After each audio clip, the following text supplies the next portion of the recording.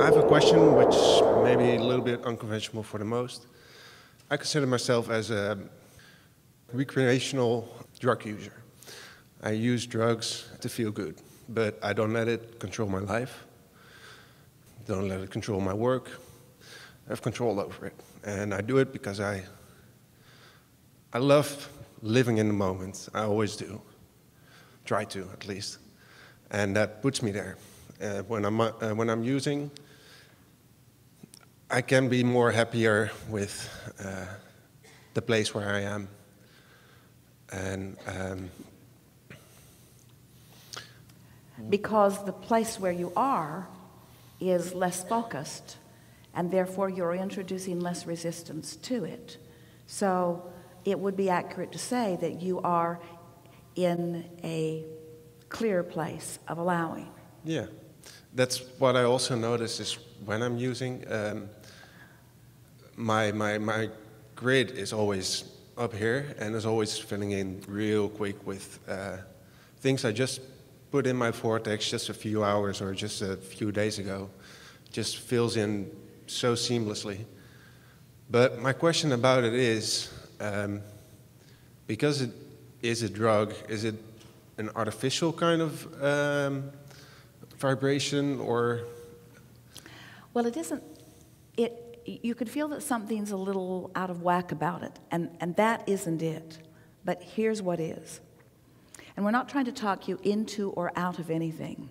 And we like that you find a way that gives you some relief from resistance. In other words, we see benefit in that to some extent. But in light of what we've been talking about in these hours that we've been together, this will be a really easy platform for you to understand the answer to this question.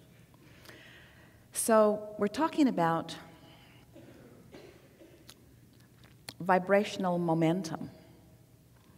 And we're talking about the focusing with the intent of establishing a vibration and maintaining it long enough that there is, let's find the perfect word. Enough momentum going. Momentum is the right word, but there's something about when momentum has been established for a long enough time. Our friend was asking about learning, and we want to integrate learning with knowing, and we want to integrate learning with knowing with being. In other words, in time, you get to the place, it's what we were talking about the source energy is in that place of such knowing, of such well-being, that there's no divergence that would be recognizable from your point of view that would deviate from that. And so there is a momentum in focus that then you own it. It's not to say that you might not dip from it, but it causes more of a sustaining of a vibration.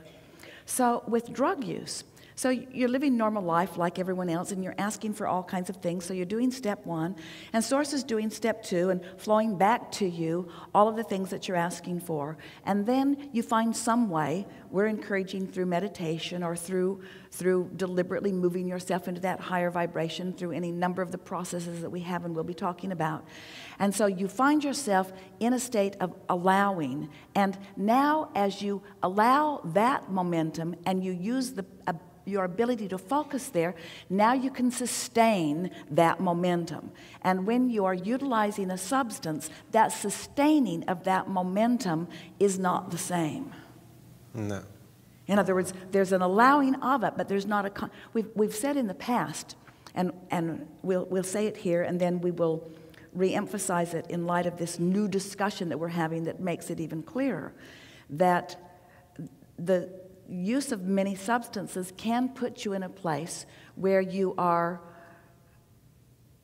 softer and less resistant, and therefore allowing the resistance to subside. But your ability to focus and remember and sustain that vibration is just not there. No.